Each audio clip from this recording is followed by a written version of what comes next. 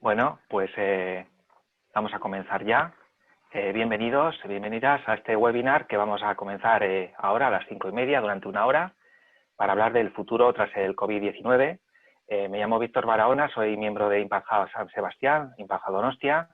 Estamos en colaboración con la UOC, Universidad Abierta de Cataluña, y con Impact Hub Madrid, que nos están apoyando digamos en background, están con nosotras. Y os voy a presentar ahora a la moderadora, a la presidenta de la mesa. Se llama Ángel Fito Beltrán.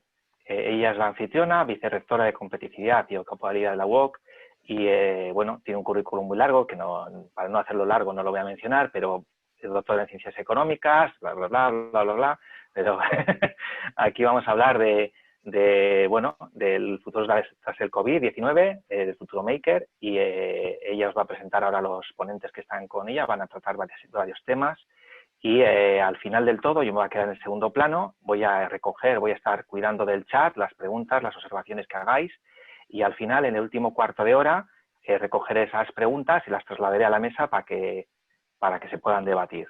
¿De acuerdo? Pues nada, muchas gracias. Le cedo la palabra a Ángels. Buenas tardes, Ángels. Hola, buenas tardes y muchas gracias, Víctor. Es un placer estar aquí hablando con todos vosotros. Muchas gracias a los Impact Hubs con los que colaboramos en varias zonas de España, y por lo tanto, pues encantada de veros las caras, aunque sea de modo virtual, ¿no? Bueno, hoy vamos a hablar de los makers, ¿no? Y tengo que reconocer que para mí eran unos desconocidos, hasta que estos últimos meses, pues evidentemente han adquirido mucho reconocimiento, ¿no? Y mucha visibilidad gracias al trabajo que han realizado en el contexto de excepcionalidad en el que nos movemos, ¿no? Quizá una de las características que mejor definen este movimiento, y que quizás es lo que les ha dado esta visibilidad y este protagonismo, es esta capacidad, ¿no?, de dar respuesta pues muy ágil, muy además coordinada, ante una situación que no solo es excepcional, sino que además es sobrevenida, ¿no?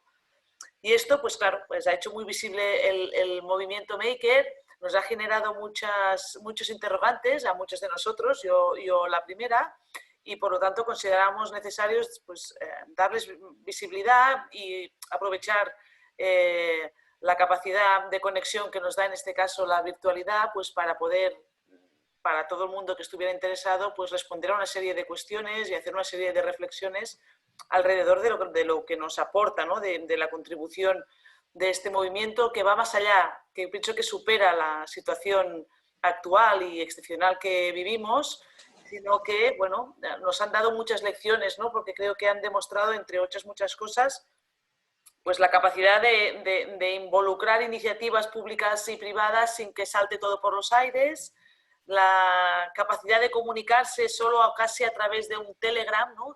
Con un Telegram ha sido suficiente para movilizar y organizar miles de miembros que están distribuidos por territorio español y más allá, y de distintas edades, etcétera. Y además, muy interesante, pues que es un movimiento que se apoya, entre otras cosas, entre el conocimiento compartido, ¿no? Y hay ese punto de generosidad y de solidaridad que evidentemente nos llama también mucho la atención, porque está combinado con la tecnología, ¿no?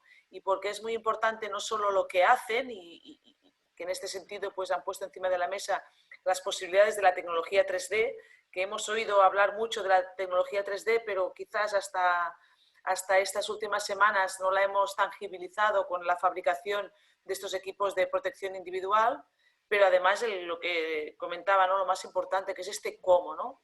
Este cómo habéis sido capaces de en pocas semanas pues casi estructurar una comunidad de miles de miembros, que está descentralizada, que huye un poco de estructuras muy jerarquizadas, pero que a la vez está estrechamente y muy eficazmente coordinada, ¿no? Y esto puede ser incluso hasta paradójico, ¿no? Por lo tanto, voy a presentar a los miembros que me acompañan y son los que realmente van a dar contenido a la sesión. Por una parte tenemos a César García. Hola, César. Comentábamos que nos hemos visto mucho últimamente, ¿no? César, además de ser licenciado en física por la Complutense de Madrid, pues es alumni de la UOC, y nos encanta decirlo, porque además es alumni de Ingeniería Técnica de Informática, pero además de estudios de Asia Oriental. Es decir, que ha sido de las humanidades a la tecnología y ya no quiero ni preguntar qué es lo que va a ser después, ¿no? César es cofundador de Makes Space Madrid, es coordinador de Breakers Lab e investigador, ¿no? Y divulgador de la asociación Descubre la electrónica orientada a objetos. Su labor, además, su labor más destacada es quizás el trabajo que estás haciendo para empoderar a adolescentes que están en riesgo de exclusión social a través precisamente de la impresión 3D, ¿no? Y creo que aquí el movimiento Maker también es decisivo a la hora de instrumentalizar esta voluntad de dar una oportunidad a adolescentes que de otra manera quizá no la tendrían, ¿no? Por otra parte, Jaime de los Ríos. Hola Jaime, ¿qué tal? ¿Qué tal? Nos vemos por primera vez, pero encantada de conocerte. Igual. Es especialista en software y hardware libre y sus proyectos se dirigen hacia un enfoque relacional entre patrones naturales y computacionales. Luego nos lo explicarás, porque yo, Claro, que soy más de economía y estas cosas, me cuesta. Él es fundador del Laboratorio Abierto de Arte y Ciencia de Artelab y en estos últimos años pues, ha sido director y coordinador técnico de Art Futura, donde además de exponer, pues has prestado apoyo a artistas de carácter internacional, ¿no? Por lo tanto, esta unión de arte y tecnología también me parece un aspecto muy interesante que además creo que también va a marcar buena parte del futuro profesional, ¿no? Y empezamos, ¿no? Creo que es importante empezar. Aprovecho, Víctor, también para presentarte a ti, aunque solo te veremos casi hasta el final en la parte de moderación. Es ingeniero, maker y permacultor, ¿eh? Es decir, aquí hacemos con la tecnología cosas que los que venimos de ámbitos más tradicionales descubrimos con sorprendente alegría, ¿no? Muchas veces. Desde finales del 2015 es miembro y cooperativista del Impact Hub Donostia y él mismo conoció el movimiento Maker en torno al 2009. En el 2013 construyó su primera impresora 3D, precisamente gracias a este conocimiento abierto que ya existe en red. Y desde entonces, pues creo que te has liado a construir muchas impresoras más y has dado forma pues, a muchos proyectos de open source siguiendo esta filosofía de conocimiento abierto, ¿no? Eres miembro del proyecto Coronavirus Makers, que es quizá el que puede centrar un poco o servir de ejemplo para lo que hablaremos a continuación, que pues como se ha difundido en prensa, ha sido protagonista y nos ha contribuido a evitar el colapso sanitario por la falta de material sanitario, ¿no? Por lo tanto, tenemos casi media hora para conversar, después daremos paso a las preguntas y al final cerraremos, ¿no? Pero tenemos un guión, pero como creo que esto con los makers no sé si va a ser posible seguir el guión, saltároslo cuando os dé la gana y lo importante es conocer lo que hacéis, ¿no? En primer lugar, una primera pregunta para vosotros dos, ¿no? Esta parte que además nos resulta particularmente seductora de este movimiento maker, ¿no? Es esta capacidad de innovar con rapidez, además de manera distribuida por el espacio, pero además de manera coordinada, ¿no? Esta manera de funcionar solo es válida para estos contextos, podríamos decir, para oficiales, ¿no? Siempre vais a tener que moveros en un terreno quizás sumergido, underground, ¿no? Es decir, es incompatible esta manera de funcionar con los canales más oficiales de fabricación. ¿Cómo lo veis? César, si quieres empezar, o Jaime, bueno, me da igual. pues nada, arranco. Yo creo que es totalmente compatible, ¿no? Para dar un poco de contexto con la situación y cómo ha ocurrido, ¿no? El inicio de este grupo tan grande de Coronavirus Maker, pues ocurrió, como decías, con un canal de Telegram en el que se empezó a sumar gente, mucha gente, y hubo una semana que se sumaba, no sé, como unas 1000 personas diarias, ¿no? Inicialmente, para dar también un poco la idea de la flexibilidad, ¿no? Inicialmente la aproximación no era tanto fabricar elementos de protección personal, sino trabajar para fabricar un respirador. Empezaron a llegar noticias, ¿no? Los respiradores van a faltar, los periódicos, todo el tema de las estadísticas, ¿no? Va a hacer falta no sé cuántos miles de respiradores, ¿no? Y ahí ese fue como el comienzo. Lo que pasa es que según se fue un poco autoorganizando el grupo y generando como una estructura emergente, ¿no? De la propia gente que decía, bueno, ¿cómo nos organizamos, ¿no? Pues había gente que tenía conocimientos sobre respiradores, había gente que estaba más interesada en filtros, había gente que quería saber cómo funcionaban las mascarillas y se fueron generando canales temáticos, ¿no? Canales en los que yo siempre los he visto como una forma de I+D, ¿no? Ahí cada uno aportaba, aprendía, se juntaban médicos, se juntaban doctores, se juntaba un montón de gente con conocimientos diversos para tratar de buscar soluciones. A partir de aquí, una de las cosas que obviamente ha ido cambiando con el tiempo eran lo que se podía hacer, ¿no? Ahora que estamos igual con las fases de la desescalada, pues también hubo unas fases para el confinamiento, ¿no? La primera semana, pues la gente recomendaba teletrabajo, la siguiente semana ya no se podía salir, la siguiente semana solo podían salir, pero la gente que iba al trabajo, ¿no? Entonces creo que esta flexibilidad ha permitido mantener una red de distribución de este material de protección de forma muy variable con el tiempo, ¿no? Sí que es cierto que ha habido retos, sobre todo, por ejemplo, cuando claro, se creaban viseras y ¿qué es lo que se hacía? Pues se llevaba al hospital de cada zona, ¿no? Para verlo, para validarlo, para ver si eso funcionaba. Entonces, el mismo diseño en una comunidad autónoma estaba ok y en la otra a lo mejor no estaba ok por motivos o porque la persona que en ese momento lo validaba pues claro, en estos momentos tampoco es que haya como un criterio totalmente uniforme, ¿no? ¿Eso qué es lo que hizo? Pues que se generaran grupos regionales, grupos locales para realizar la distribución en cada una de las provincias, ¿no? Y aquí yo creo que según los sitios, digamos que toda esta red, una de las principales formas que ha tenido han sido las propias casas de la gente, ¿no? La gente tiene una impresora 3D en su casa, la gente imprimía, la gente fabricaba y luego lo que hacía falta era llevar esa distribución hacia los hospitales, ¿no? Aquí ha habido muchísima labor, Coronavirus Maker es un movimiento voluntario y ha habido mucha gente que ha invertido muchísimas horas en estructurar toda esa colaboración, toda esa participación. Ha habido sitios como en Madrid, incluso en el que ha habido empresas que han cedido sus naves para el almacenamiento de materiales, centralizar, distribución, ¿no? Y creo que el tener un objetivo común ha sido lo que ha permitido y ha facilitado esa colaboración muchas veces público-privada o público-social-privada, como la acabamos de ver, que a veces es tan complicado, pero aquí el hecho de tener un objetivo común creo que ha ayudado mucho.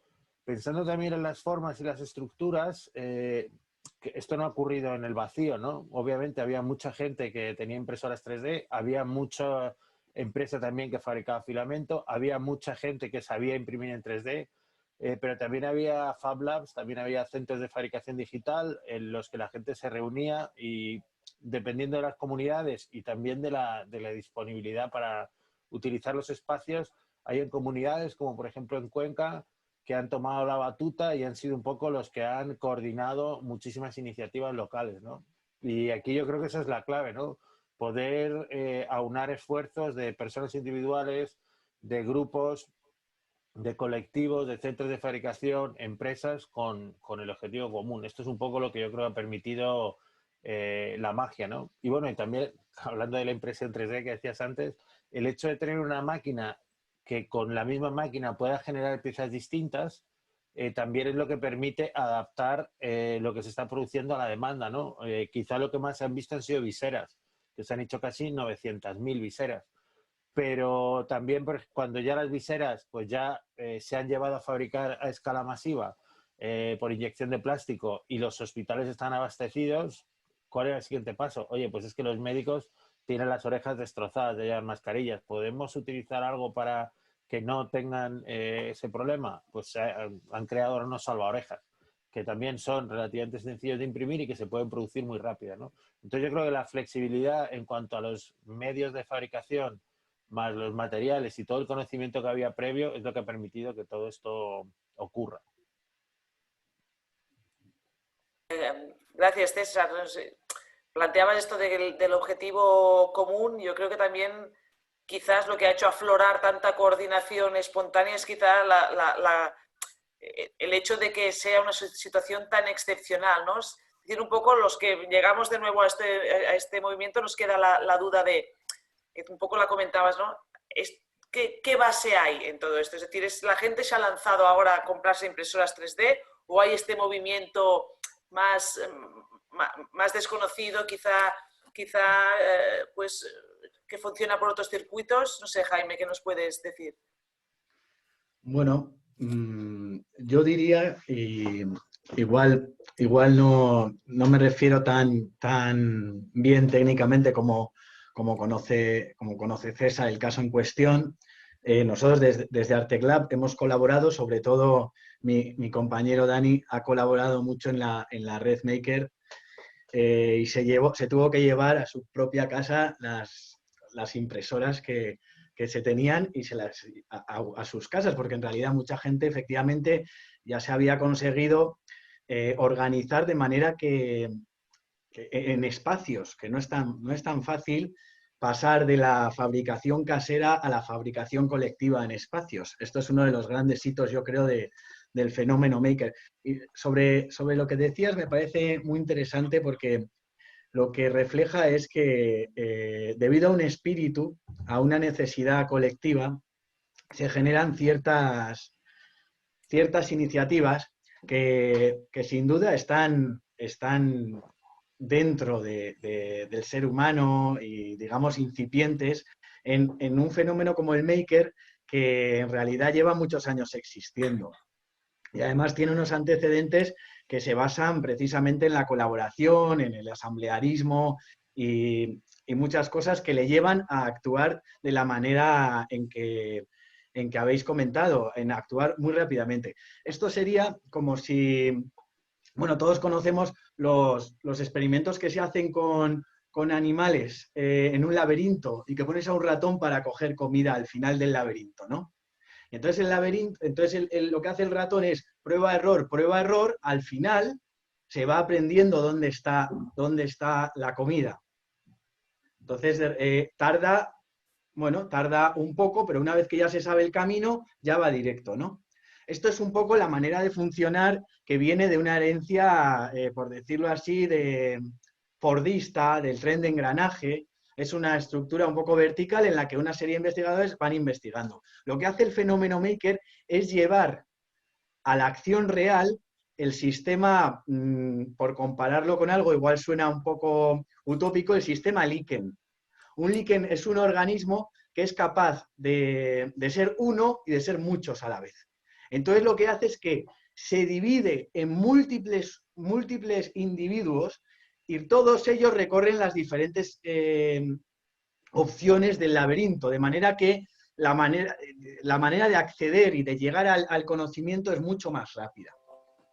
Claro, el problema de esto, que no es un problema, sino la convivencia con el sistema en el que vivimos, es lo complicado. Y es que todavía el sistema en el que vivimos, digamos, capitalista, no sabe, digamos, ¿cómo decir? Pues eso, convivir con este tipo de asamblearismos, de capacidad. Porque claro, la manera de capitalizar un esfuerzo en esta sociedad está planteada casi de manera competitiva. Y lo que hace el fenómeno maker es digamos, tiene como estandarte el conocimiento abierto, el conocimiento libre. Entonces, ¿esto qué quiere decir? Que cualquiera puede acceder a ese conocimiento y además intervenir en ese conocimiento para mejorarlo. Esto es lo que ha ocurrido y ha demostrado que tiene mucha más capacidad y mucha más agilidad que el sistema tradicional. Lo cual no quiere decir que esto no pueda convivir con los sistemas que existen ahora mismo en la industria. Pero bueno, sí que es cierto que de alguna u otra manera este hecho de urgencia ha revivido el espíritu crítico, el espíritu de asamblearismo del fenómeno maker, que es parte de los inicios. Bueno, por hacer unos antecedentes, y quizá me equivoco o peco de pasional, que me pasa mucho, y a veces me invento cosas, o sea, porque claro, hay que contar las historias y el fenómeno maker viene y está vinculado al al hardware libre, en un sentido en el que, en un momento en el que ya existía el software libre, Linux, que conocemos todo, este sistema operativo abierto que estaba impulsado por gente que de manera altruista y por meritocracia quería investigar y generar un sistema operativo tipo Windows o tipo MacOS, pero abierto y que no estuviese dominado por el sistema. Cuando a finales de los 2000, bueno, por decirlo, 2006, 2007, aparece en nuestras manos no el primero, pero sí el más importante de los dispositivos de hardware libre, una especie de Linux en físico, que es el Arduino, de repente surge una nueva era y se empiezan con este formato Liken, la gente empieza a hacer una inventiva más llevado a lo tangible. Y entonces, de repente, hay una filosofía maravillosa, que es que lo mismo que se ha organizado para los respiradores, las propias impresoras 3D, y esto es que muchas veces no lo cuentan en los telediarios, y esto me da cierta rabia, las propias impresoras 3D las han desarrollado y pensado a través de redes súper colaborativas como CloneWAS. O sea, tú imagínate que las impresoras estaban hechas para imprimirse a sí mismas. Las piezas la mayoría eran de plástico, y entonces yo no tenía dinero, le pedía a un colega maker, le decía, oye, perdona, me gustaría tener una impresora. Y él me decía, vale, yo te imprimo tu impresora, pero tú de alguna manera haz lo mismo en el futuro si te lo vuelven a pedir. Claro, esto es una filosofía maravillosa que lo ideal sería llevar por un cauce que pueda también ser, no sé cómo decirlo, que pueda convivir con la industria de ahora, ¿no? No, es interesante. A mí que me encanta todo lo que hace referencia a esta parte de ecosistemas, esto del Liken me ha parecido fantástico, ¿no? Creo que es una gran metáfora que refleja muy bien un poco lo que hay detrás de este movimiento, ¿no? Yo tengo que pasar un momento la palabra a Víctor, porque para que después las preguntas funcionen nos tiene que dar una serie de instrucciones. Víctor, cuando quieras. Sí, hola, buenas tardes. Quería comentaros un detalle muy importante que no os he dicho al comienzo, y es que, habrá personas que os habéis inscrito al webinar, y al hacerlo accedéis desde Zoom. En Zoom tenemos un chat en el que podéis lanzar las preguntas, pero quienes veáis desde YouTube en abierto, el chat ahí está desactivado por razones técnicas. Entonces, la manera de poder lanzar las preguntas es escribir un correo a la dirección que os voy a indicar ahora, que estamos atentos a mirar ese correo y las lanzaremos después al final. Miren, el correo es donostia@impacthub.net. No lo puedo escribir, pero en pantalla, pero sería donostia@impacthub.net. Eso es todo. Le paso la palabra a Ángels otra vez. Gracias. Vale. Gracias, Víctor. Si partimos de esta situación, ¿no? que el colectivo Maker ya no es el gran desconocido para el conjunto de la población, ¿no? ¿Qué futuro le veis? Es decir, creo que va a haber un antes y un después, ¿no? para el colectivo Maker como colectivo, pero para el resto, es decir, ¿esto se va a poder profesionalizar de alguna manera? Es decir, ¿cómo podemos acceder? ¿Cómo podemos hacer que esta manera de funcionar pues sea algo como más cotidiano para el resto? Es decir, ¿cómo veis este futuro del movimiento Maker? Pues, mira, el año pasado, justo, bueno, estuve por allí por la web comentando, ¿no? Hicimos un estudio precisamente sobre el futuro del trabajo vinculado sobre todo a los jóvenes, y con Fundación Orange, con este programa que habíamos estado haciendo de capacitación digital con jóvenes en situación vulnerable. Y una de las cosas, uno de los resultados quizá más sorprendentes del estudio es como que, así preguntando a makers y revisando literatura, más o menos como dentro del gran grupo, digamos, que le podemos poner entre este paraguas maker, la mitad de la gente no lo ve como una cuestión laboral. Es decir, para mucha gente la parte maker es un hobby, o son las cosas que hace fuera del trabajo. Eso no significa que en su trabajo no utilicen las mismas competencias y las mismas habilidades, pero ha ocurrido, ¿no? Que si pensamos en el movimiento que hay ahora mismo en Maker, dice, pero se va a llegar a la industria. Es que los están ya ahí. O sea, es decir, hemos visto este grupo tan amplio que había pues gente de todas las empresas, desde grandes empresas de telecomunicaciones, ingenierías, constructoras, prácticamente yo creo que de todas las grandes empresas hay gente que tiene esto como hobby, como afición, como pasión y que se ha desvivido pues día y noche imprimiendo, ¿no? Creo también en este sentido que esto ha servido también, y volviendo a la pregunta que hacías antes y a lo que comentaba Jaime, ha habido mucha gente que ha llegado ahora, que ha llegado nueva. Es decir, que cuando han visto potencial para ayudar a otras personas a tener la impresión, lo que han dicho es, pues estoy aquí en mi casa, voy a tirar aquí 2 meses, o bueno, al principio eran 15 días, pero bueno, ya llevamos casi 2 meses, ¿no?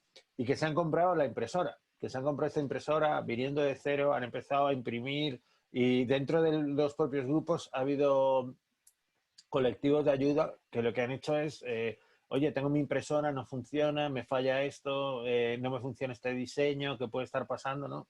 Y yo creo que esto es algo también interesante, ¿no? Que había mucha gente que se ha sumado, pero que no conoce estas prácticas previas, ¿no? Esto que de lo que estaba hablando Jaime, ¿no? Que a lo mejor hablan de Arduino y, pues no sé, yo imprimo en 3D, ¿no? O yo... Entonces yo creo que es muy positivo que más gente se haya sumado o que se identifique con esta idea de trabajar en abierto, de colaborar, de conectar los unos con los otros. Sí que a nivel de visibilidad, yo creo que lo hablaba el otro día con otras personas, se ha visibilizado mucho la parte de impresión 3D, pero creo que la parte también creativa que hay dentro de la parte de los diseños, toda la parte de trabajo en abierto, porque para muchas de las personas que están en estos grupos, la clave no es solo imprimir las piezas. Obviamente, imprimir las piezas es lo que toma esa idea abstracta y lo convierte en algo tangible, ¿no? En una ayuda hacia otros. Pero toda la parte también de colaborar en trabajar en los diseños, en trabajar en mejorar un diseño, en llevarlo a... Porque ha habido procesos incluso de... Ahora se están llevando a cabo procesos de homologación. Es decir, se está llevando el diseño en 3D, se está llevando a homologar al Instituto del Trabajo y allí dicen, ok, esto se puede utilizar, ¿no? Todo ese tipo de cosas no existían antes y para mí esto es uno de los grandes avances porque para mucha gente dice, es que no sabemos esto cuándo va a acabar o si vamos a tener una dentro de 5 años. No empecemos de cero, construyamos sobre conocimiento previo, compartamos el conocimiento para que cuando toque la próxima vez no sea algo que haya que volver a hacer, ¿no? Y en ese sentido, este grupo de Coronavirus Maker empezó como un grupo de aquí, de España, ¿no? Hay otras iniciativas por el mundo, en Estados Unidos, Alemania, Portugal, cada una con un nombre, ¿no? Aquí cada una ha tenido, bueno, el nombre que le interesaba, pero lo que sí que es cierto es que en países de habla hispana ha habido mucho contacto. Ha habido contacto con Bolivia, con Ecuador, con Perú, con Chile, con Argentina, con México, con interés precisamente por compartir prácticas. Es decir, oye, ¿qué habéis hecho?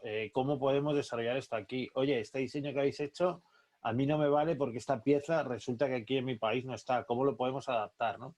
Entonces yo creo que todos esos flujos de colaboración, el hecho de que cada uno estemos en nuestra casa, pero que a la vez estemos conectados o que estemos en espacios o en instituciones, como que ha roto un poco esas barreras del espacio, ¿no? Ahora mismo se está colaborando 24 horas entre gente que estamos a miles de kilómetros de distancia en los mismos objetos gracias a las capacidades de la fabricación digital. Es decir, podemos compartir un diseño aquí, pasar los parámetros de impresión y que se replique de forma similar en cualquier otro punto del mundo, ¿no?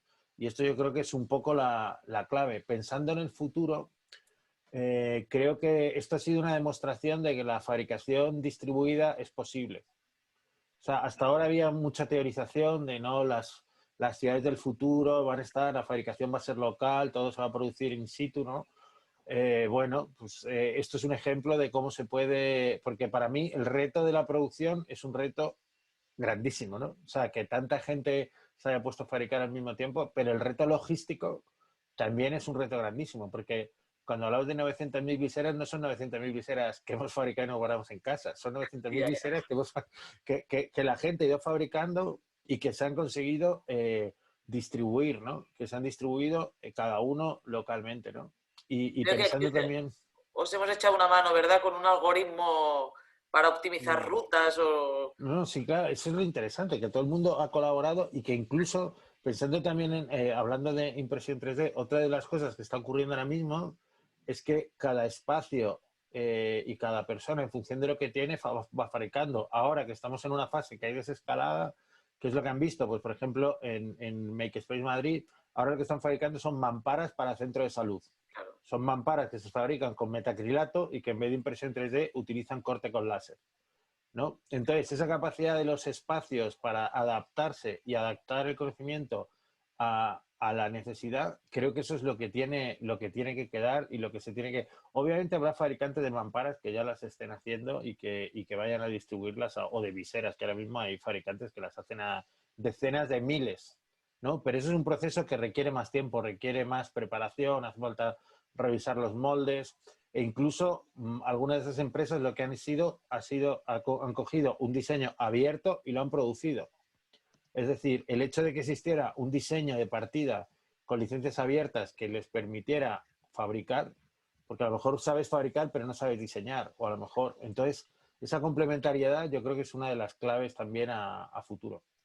Muy interesante, porque quizás ha actuado quizá como de piloto, ha hecho posible que también fuera escalable desde el punto de vista industrial, ¿no? Jaime, no sé qué piensas al respecto. Sí, bueno, una de las cosas que me parece más interesante de lo que estáis diciendo es el haber, de alguna manera, que este espíritu haya invitado a las diferentes disciplinas y que de repente se sumen al fenómeno maker personas de diferentes mundos, incluso, pues como decía, de abogados. Ya se venían sumando personas de alguna manera vinculadas a la ciencia y la tecnología. Luego igual al emprendizaje y ni qué decir de la gente que ya estaba con todas las criptomonedas, el Bitcoin, el concepto de blockchain, que es una red distribuida. Esto es un poco lo que nos vamos a tener que acostumbrar a partir de ahora. Y de hecho el fenómeno maker, yo creo que es el mejor ejemplo de cómo estamos funcionando o cómo va a funcionar la sociedad a partir de ahora. Yo creo que uno de los grandes retos para el futuro es cómo hacer que los makers no estemos o no estén supeditados a la máquina, como decía César, y bueno, no sé si lo decías así exactamente, perdóname César, pero bueno, quiero decir, un maker no es una impresora 3D, una impresora 3D es una máquina. Lo más interesante de todo es la capacidad colaborativa y de generar conocimiento de manera colaborativa y saber adaptarse. Son como, igual utilizar una metáfora bélica es un poco fuerte, pero en un caso excepcional como el que estamos haciendo ahora, o sea, una especie como de guerra, tener personas que las personas que leen hacen un pueblo preparado. Las personas que de alguna manera tienen un arma, que en este caso es un arma de producción, que no tienen por qué recurrir a una industria privada, son capaces de repente de dar servicio a un país, sin que ese país tenga que estar pagando cosas que no puede pagarse, que era uno de los problemas, la incapacidad en la gestión. Bueno, no me quiero meter en la política ni mucho menos, pero bueno, pues mientras unos tienen que hacer gestiones que evidentemente son costosas, aquí hay otros que están solucionando la papeleta. Y esto ha sido así. En este sentido, hay una cosa que podemos aprender también, y es que este conocimiento que se genera, también hay que, para hablarlo de una manera, no sé, quizá que no se entienda todo el mundo, aunque bueno, todo el mundo ya entiende lo que es esto en el conocimiento abierto, es patentarlo para el conocimiento abierto. Es decir, tú cuando patentas, lo puedes hacer para privatizarlo o para que todo el mundo lo pueda tener. De hecho, no sé si sabéis que Monsanto ahora ¿cómo se llama? De la otra, Afer me sale, pero no, ¿cómo es la? Bueno, la farmacéutica, la farmacéutica por excelencia, que ahora es Monsanto también, que han hecho esta jugada, lo que han hecho, se han unido, bueno, lo que ha hecho Monsanto durante muchos años es patentar las semillas que hay de diferentes especies. Tiene miles y millones de semillas patentadas. De hecho, la mayor parte, pues, no sé, tomates, de patatas, de naranjas, todas las semillas que utiliza la agricultura hoy en día están patentadas. Es decir, que un agricultor, una persona en su casa, no puede plantar cualquier patata. Todas va a tener que pagar. Va a tener que pagar un impuesto, cualquier cosa. Entonces, para mí, ¿qué es el futuro de los makers? ¿Qué sería interesante congeniar entre todos? Generar conocimiento abierto. Es decir, esto que han hecho, o sea, es fundamental. O sea, que un respirador sea abierto y que pueda ser patentado para que no sea un ánimo, o sea, que sea patentado sin ánimo de lucro, implica que en cualquier país van a poder utilizar este respirador sin estar esclavizados por empresas que sean más o menos grandes. Porque el problema que ocurre es que cuando tú, digamos, te metes en el terreno del capital, de patentar, viene alguien y te lo repatenta y al final a ti también te dejan fuera. O sea, ya sabemos que esto es una especie de... Sí, esto es la ley del más fuerte, ¿no? Un poco. Claro, claro. Entonces, en relación a esto último que comentabais, ¿no? Está claro que el movimiento maker es un espíritu libre con voluntad de colaborar, ¿no? Pero se le puede ver incluso también como reacio a colaborar con otros agentes o organizaciones, ¿no? Y esto de cara a futuro. ¿Con quién os gustaría colaborar? Es decir, ¿con qué otros nodos de este ecosistema fantástico en el que se produce la innovación creéis que podríais estrechar lazos, ¿no? Y pongo la universidad como ejemplo. Es decir, por ejemplo, como la universidad, que evidentemente forma parte, cuando hablamos de ecosistema de conocimiento, estamos ahí, no en el centro, pero sí en un lado. ¿Cómo podemos colaborar? ¿Cómo podemos hacer que se retroalimente esta capacidad de generar conocimiento que sabemos y queremos también que sea en abierto? Yo creo que en ese sentido, digo, de ejemplos de colaboración aquí ha habido muchísimos. O sea, creo que hay como un catálogo muy amplio en distintas labores, ¿no? Incluso cosas que parecían imposibles, como fuerzas de seguridad del Estado, servicios médicos que han colaborado en la distribución de este equipo, ¿no? Si eso se lo dices a cualquiera hace 6 meses, no, como que nadie se lo hubiera imaginado, ¿no? También hay universidades que están colaborando, centros de investigación. Creo que existen muchísimos lazos, incluso las industrias, gente que ha fabricado moldes por allí, por País Vasco, gente que ha puesto su equipamiento a funcionar de igual a igual, ¿no? Creo que a la hora de colaborar, yo creo que la base está en tener como unos principios comunes, o sea, estar de acuerdo como en la forma de generar ese conocimiento. Ahí creo que hay retos, o sea, pensando por ejemplo en el ejemplo de la universidad y que estos días nos ha ocurrido, digo, nos ha ocurrido porque teníamos que hacer un paper justo sobre historia de los makers. Y una de las cosas que, claro, nosotros planteamos, claro, hay muchísima labor ahora mismo investigadora a través de peer review, donde básicamente tú compartes compartes tu publicación, se revisa por pares, después de revisar por pares se acaba publicando, pero claro, son procesos larguísimos, ¿no? O sea, ahora mismo estamos en unos ciclos de desarrollo, por ejemplo, de mascarillas, que están elaborando una máscara de silicona y creo que van por la 4ª o la 5ª versión, ¿no?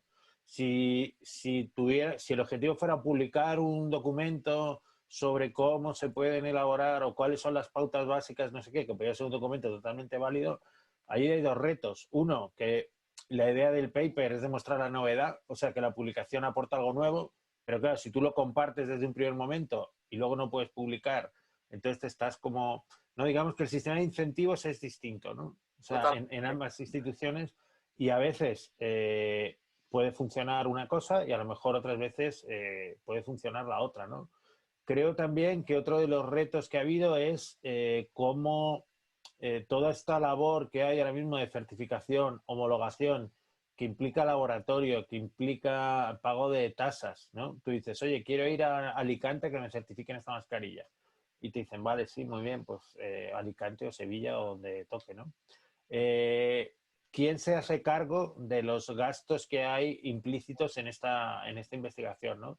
Creo que eso es uno de los retos a la hora de plantear algo a más largo plazo, ¿no? A la hora de pensar, obviamente estamos en un momento de emergencia, pero sí que creo que a largo plazo hay que plantearse esa cuestión, ¿no? Y pensar, bueno, si queremos seguir produciendo, de hecho en Estados Unidos hay un grupo que se llama OSMS, que viene de Open Source Medical Supplies, ¿no? Suministros médicos en código abierto, ¿no? Ellos han montado una entidad para seguir desarrollando este tipo de procesos, incluso después del COVID, ¿no? Entonces, en ese sentido, yo creo que los makers están en principio abiertos a colaborar con cualquiera que pueda aportar y supongo que también hay una parte que es muy maker también, que es la de enséñame el código.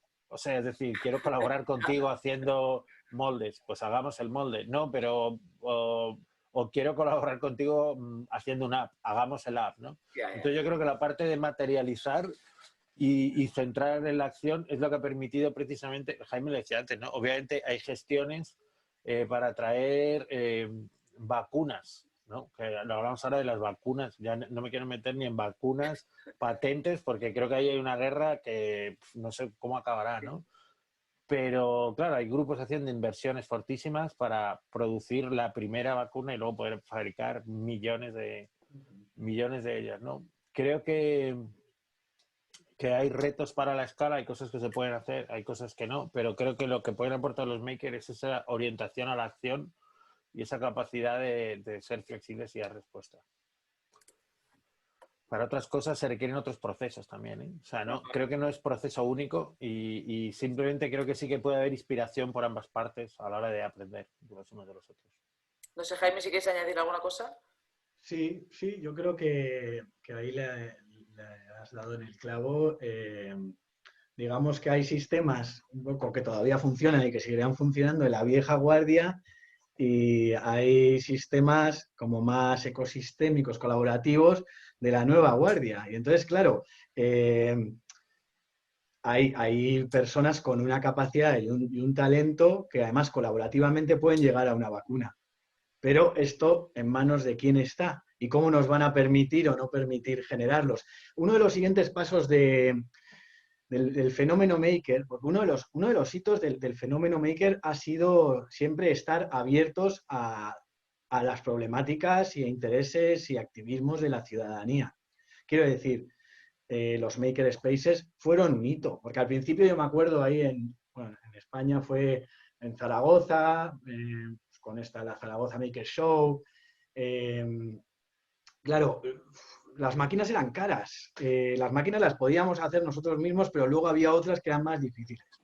Una vez se ha pasado el momento de, no aglutinar, pero proveer esas propias máquinas, hemos conseguido espacios que siempre han estado abiertos a la ciudadanía. Entonces, la ciudadanía es la que viene con las problemáticas, aparte de los intereses de los makers, que te digo por experiencia propia y de mis colegas también de Arteclab, que son auténticos adictos a la tecnología y les encanta ver cómo se mueven y cómo imprimen. O sea, es una maravilla, pero muchas veces más en el concepto tecnológico que en la solución de problemas. Esto ocurre cuando te juntas con gente que tiene algún tipo de problema.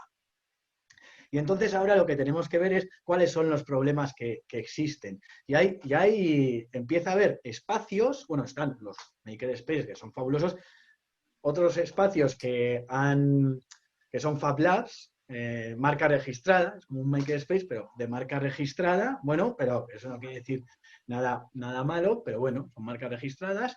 Y ¿a quién están atendiendo? Pues evidentemente hay parte en educación que está fomentando capacidades del alumnado de llevar a cabo, por ejemplo, para un arquitecto, llevar a cabo proyectos con los materiales a escala directamente en un laboratorio que lo tienen en la propia universidad, cosa que antes era muchísimo más difícil.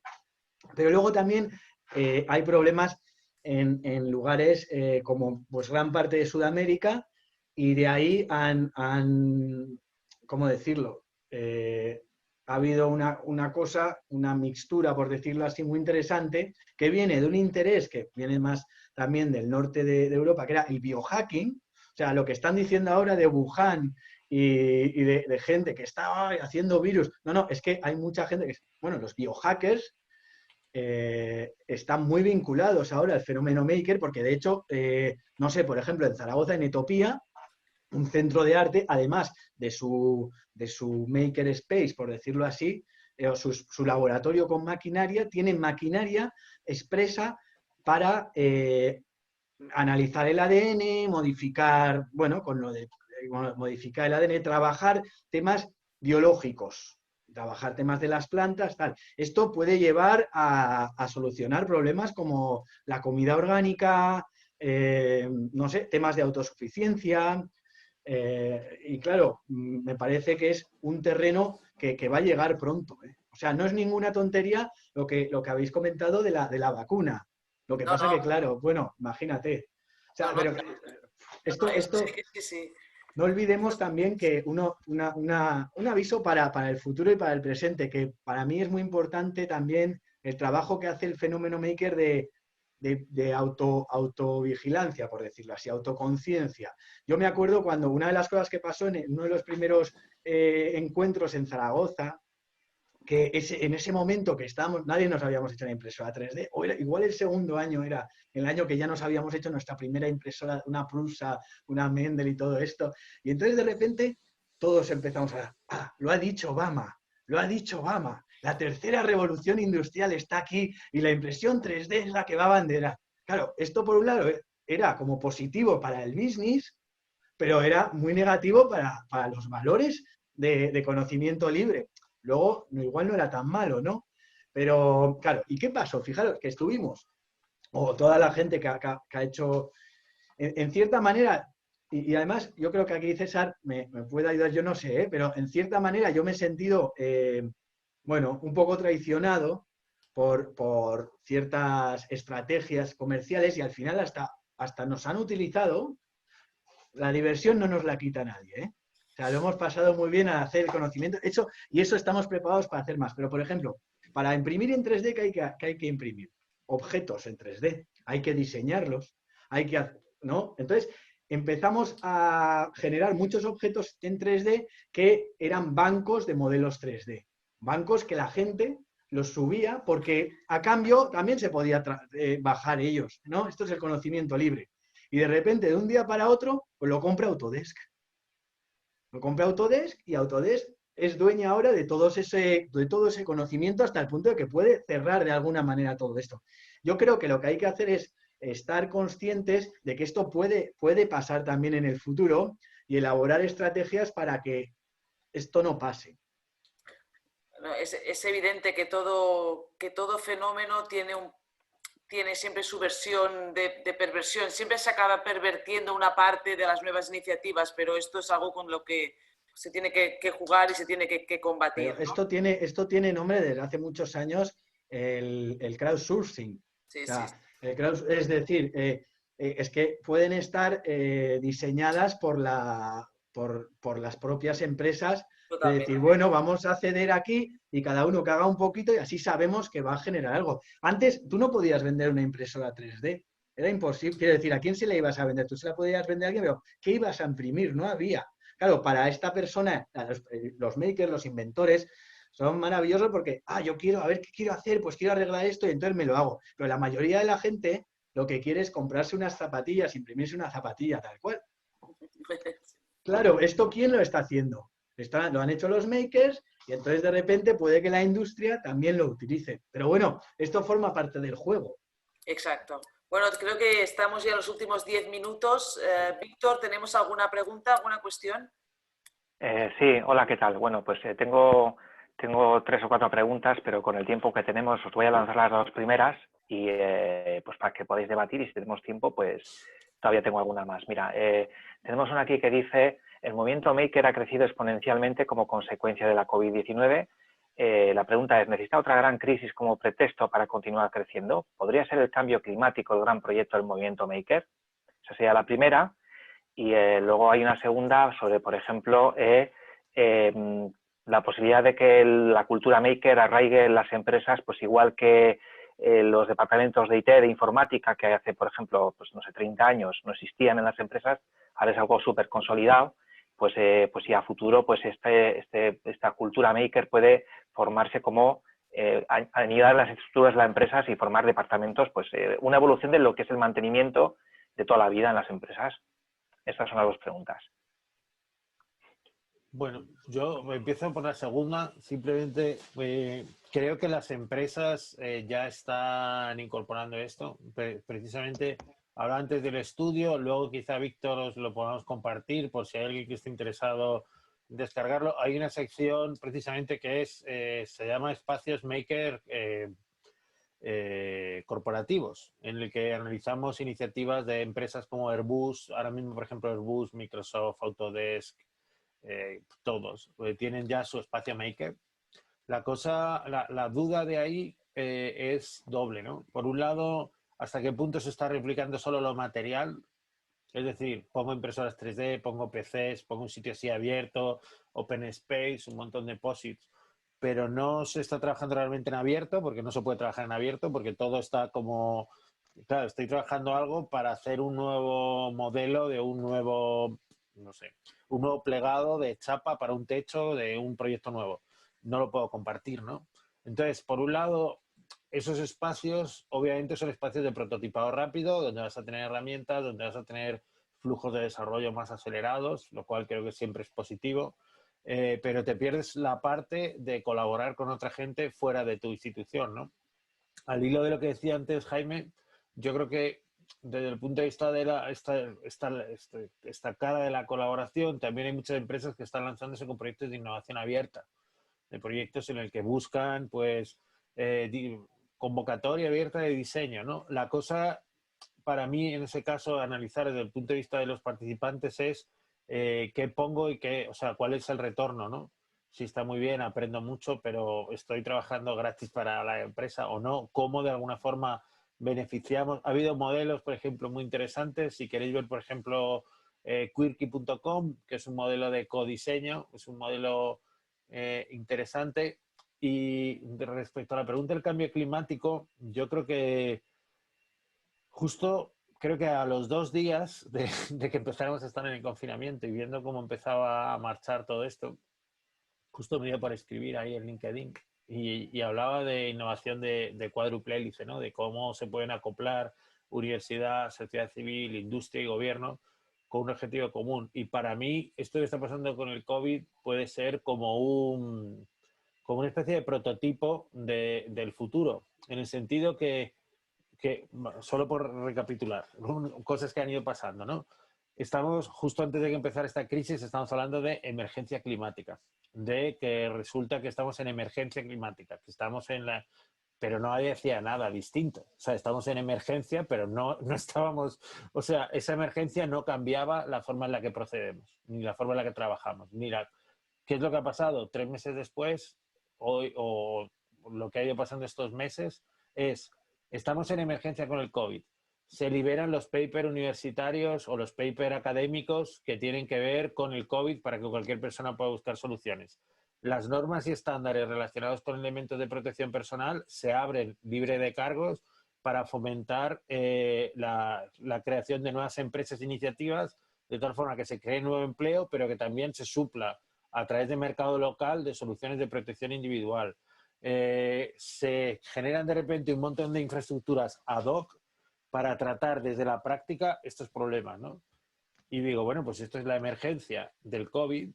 Si aplicamos esa misma lógica a la emergencia climática, quizás a lo mejor se puedan abrir los X miles de papers que hay sobre eficiencia energética para que cualquier persona pueda trabajar en soluciones más sostenibles, o quizás hay normas que tengan que ver con construcción de elementos o paneles solares, o vete a saber cualquier cosa porque no soy experto en la parte energética, pero si aplicáramos estas mismas lógicas del COVID al cambio climático, también con esa misma necesidad y urgencia, creo que es complicado también porque seguro que lo habéis notado estos días, como que al principio todo el mundo llega como un torrente de energía, no ve, qué cosas hay que hacer. Luego hay que rebajar un poco el ritmo también para no, es como correr una maratón, no puedes ir todo el rato haciendo sprint, ¿no? Pero sí que creo que si se potenciaran otras iniciativas inspirándonos en lo que hemos aprendido ahora, a la hora de abrir recursos que estaban cerrados, a la hora de fomentar colaboraciones público-privadas, a la hora de acelerar trámites. Lo estamos viendo con el tema de los respiradores. Las agencias, por ejemplo, en este caso la Agencia del Medicamento, ha estado totalmente abierta a poder básicamente hacer un procedimiento, garantizar al mismo tiempo la salud de las personas, pero al mismo tiempo impulsar esto para que se hiciera de forma rápida, ¿no? Y creo que eso es una de las claves. Vamos a quedarnos con esta velocidad y con esta apertura y que eso nos sirva para la cuestión climática también. Jaime, creo que tienes 2 minutos, ¿verdad? Sí, pero bueno, la verdad que han sido súper interesantes las respuestas de César. Yo es que agradezco mucho participar porque estoy aprendiendo un montón, la verdad. Y sí, tiene toda la razón, ¿eh? Por añadir algo en relación a la pregunta sobre el cambio climático, efectivamente es una emergencia que va a haber que afrontar. Y hay evidencias de que hay sistemas que no están funcionando y que el fenómeno maker, en cambio, la solventa de otra manera. Es, por ejemplo, el ser cacharrero, el abrir algo y darte cuenta que ese algo tiene programada una obsolescencia programada. Y en cambio, en oposición a esto, elegir sistemas que sean de autosuficiencia, que tener una impresora 3D te sirve para solucionar también problemas que no tienes que recurrir a otros lugares que ya sabemos pues que no lugares, me refiero, no deslocalizar, que no me parece ni mal ni bien, sino me refiero a generar más, a tirar más, ¿no? A comprar y a tirar y a tirar. Todo esto está claro que el cambio climático se puede solucionar si cambiamos de hábitos. Y está claro que la filosofía maker pues va por ese sentido. Víctor, no sé si querías lanzar la segunda pregunta. Bueno, no, las preguntas que he lanzado las dos, lo del cambio climático y lo del departamento maker en empresas, eran como las dos cuestiones, ¿no? Vale. Pues tengo una más, si deseáis, si hay tiempo, o no, Jaime se debe retirar, pero si dispone de algo más de tiempo. Ha surgido cierto debate, todavía no sé si ha llegado aquí no lo he visto, pero parece que en Estados Unidos y así se habla del plan C, digamos, la posibilidad de movilizarse. O sea, digamos, de un lado están los gobiernos, están las empresas y luego están la ciudadanía como, digamos, posibilidad de movilizarse frente a retos como los que estamos viviendo. Ahora hemos tenido oportunidad de demostrarlo, ¿verdad? Pero ha sido algo como muy espontáneo y, digamos, la posibilidad de que eso se articule de una manera más sólida, ¿no? De cara a futuro. No sé si queréis comentar algo al respecto. No sé si Jaime quieres hablar antes Bueno. o si quieres. A mí esto del plan C, bueno, creo que es evidente que siempre hay ¿cómo se dice? Está una filosofía, digamos, más ecosistémica, bueno, más anarquista, que está, pero yo creo también que los gobiernos deben de tener su plan, ¿no? O sea, porque, bueno, no lo sé, es que esto ya yo creo que podríamos hacer otra hora de debate interesantísima, vamos, ¿eh? Y sí, yo lo siento mucho, pero me tengo que ir, pero he disfrutado muchísimo, ¿eh? Muchas gracias, Jaime, por compartir con nosotros este tiempo. Muchas gracias. Un placer, pues gracias. Encantado. Hasta la próxima. Por comentar un poco el plan A, B y C, porque esto es una conversación de estas que te encuentras porque viene por otros sitios, muy, muy curioso, ¿no? La cuestión del plan A, B y C, la primera persona a la que se lo escuché fue a Jorge Barrero, que es el director general de Fundación Cotec para la Innovación. Y básicamente le decía, mira, vamos a asumir que aquí todo el mundo pone de su parte, ¿no? Y todo el mundo tenemos un mismo objetivo, ¿no? Entonces, ¿qué es lo ideal que podemos hacer con los respiradores, ¿no? Pues el plan A es que vas a la empresa de respiradores, le pides 20.000 respiradores y la empresa te los da. O sea, dice, toma, ya, los tengo todos aquí en stock, está perfectamente, ¿no? Que el suministro se da con los medios que ya existen. Todo certificado, todo 100% con procesos ya súper estandarizados. Eso sería lo ideal, ¿no? Que todo el mundo pudiera tener el mejor respirador al que pudiera aspirar. ¿Cuál es el plan B? esto no va a pasar porque las empresas, hay una demanda global y resulta que va a ser imposible suministrar y facilitar respiradores con las empresas tradicionales, pues el plan B es vamos a tratar o de potenciar las empresas que ya están por los medios que sean, que es lo que ha pasado, por ejemplo, con Hersil y Escribano, que han empezado a fabricar. Escribano, que era una empresa que venía del sector de fabricación militar o industrial, pues se ha reconvertido para fabricar respiradores. Esto es como el plan B, ¿no? Y al mismo tiempo Temel, que era una empresa valenciana, que eran 25 personas, hacían 100 respiradores al año, ahora fabrican 100 a la semana, ¿no? Entonces es el potenciar el tejido industrial que ya existe. Pero ¿qué pasa si no funciona ninguna de las otras dos cosas? Es decir, que ni las empresas que están suministrando de toda la vida respiradores pueden hacer frente a la demanda y no se puede, por falta de suministros o rotura de stock, tener un plan B. Pues esto es la idea del plan C, ¿no? Buscar con otros mecanismos y otras herramientas fuera de los circuitos tradicionales una solución, ¿no? Luego es cierto que en Estados Unidos ha tenido mucha visibilidad. Esto fue después de una conversación ahí que tuvimos. Ahí dijeron, esto el plan ABC nos ha gustado, así que lo vamos a contar así. Y me parece interesante el plantear que puede haber colaboración también desde la ciudadanía, ¿no? Que no solo... Creo que eso es una de las ideas que hay detrás de la innovación abierta en general, ¿no? Que dice que la cantidad de gente inteligente fuera de tu empresa es siempre más que la cantidad de gente inteligente dentro, simplemente por volumen, ¿no? Y siempre la aplican, ¿no? Dices, oye, ¿cuánta gente lista hay en Google? Muy bien, 200.000. Pero si sumas a todo el resto de gente que hay en Silicon Valley, hay muchos más que los que puede haber dentro, ¿no? Entonces siempre hay una labor de escuchar, de estar pendiente y de ver de dónde pueden venir las innovaciones, sobre todo en momentos en el que la gente que tiene mucha expertise ya está, por lo general, trabajando en esas empresas de respiradores, por ejemplo, ¿no? Entonces, ¿qué otro tipo de gente puede aportar? Pues al final lo que nos hemos dado cuenta es que muchísima gente con perfiles diversos, desde médicos, ingenieros, expertos en electromedicina, abogados, todo el mundo puede aportar y poner su granito de arena, ¿no? Y eso yo creo que es la clave para lo que ha pasado.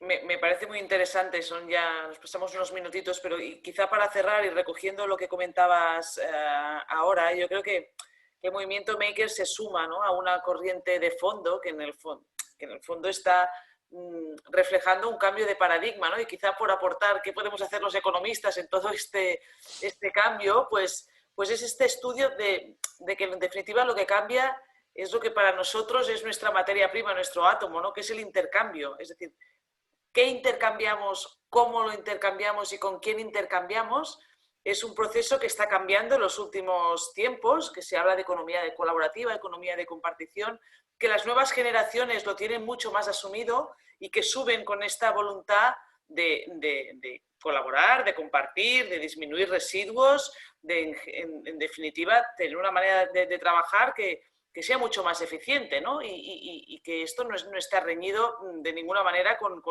otras muchas bases económicas con las que hemos trabajado hasta ahora, ¿no? Por lo tanto, nuestro granito de arena también será estudiar cómo y demostrar cómo estos comportamientos redundan en un beneficio para el conjunto de la sociedad, ¿no? Y a través de estas evidencias, y la vuestra es una evidencia clara de que esto funciona, podremos ir sumando adeptos a esta gran corriente de fondo, que en definitiva es la compartición. Para mí quizás sería este el núcleo, ¿no?, lo que tenemos encima de la mesa en estos momentos. Yo creo que ahí, solo ya cierro yo también, digo, para ya darle paso a Víctor, que nos mira así de reojillo.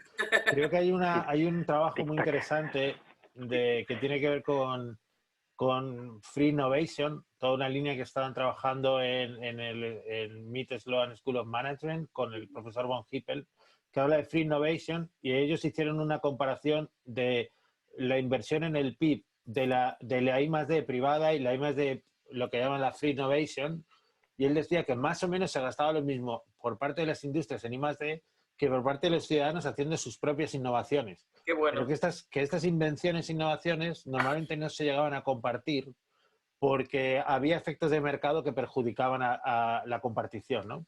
Entonces yo creo que el reto ahora es en pensar cómo reducir esos efectos Exacto. que pueden mitigar la compartición y al mismo tiempo también cómo estos makers o inventores pues pueden, si quieren, pues dedicarse a ello pues a tiempo completo o dedicarse a aportar e inventar. Te he Como pillado Víctor, la que... referencia. Te he pillado la referencia y la voy a... Nada, ya hablaremos de esto cuando Vale, quieras. perfecto. Y digo que Víctor, Víctor es de los que más hace, ¿eh? Que siempre está No, Víctor, manos no, a la no. obra. Yo soy un modesto maker. ¿cierras tú Hacemos lo o que cierro podemos. yo? Algo, mira, yo que diría, como maker de base, yo lo que diría es que una de las cosas más bonitas de la comunidad maker es de que, digamos, cada cual aporta lo que puede. O sea, no hay ningún tipo de limitación, el que puede aportar mucho, aporta mucho, el que puede poco, aporta poco, siempre en la medida de lo que cada cual pueda, ¿verdad? Y eso es una de las cosas más bonitas, ¿no? Todo el mundo puede aportar, como dice Dale, todo el mundo somos makers, todos tenemos en potencia esa capacidad. Bueno, pues nada, si os parece bien, ya estamos en hora, nos hemos pasado un poquito, entonces, bueno, me he sumado aquí ahora en este último momento pues para no quedar así en la retaguardia cuando hagáis el cierre yo ahí escondido, simplemente es para decir adiós. Y bueno, pues Ángel, si quieres decir algo para cerrar. Bueno, yo sencillamente dar las gracias a Jaime, que ya se ha ido, a César también, a los que nos estáis escuchando, y seguiremos hablando del mundo maker más adelante. Seguro que tendremos oportunidad, alguna nos va a pasar, que vamos a necesitar a los makers de nuevo. Así que muchas gracias a todos. Venga, muchas Gracias a gracias. todos. Gracias a Venga, Impact. hasta pronto. Gracias. Venga, Gracias. gracias, hasta pronto. Gracias a Sandra y a Magenta que están también por ahí. Hasta luego. Venga, hasta luego, Sandra, Magenta, sí. Hasta luego.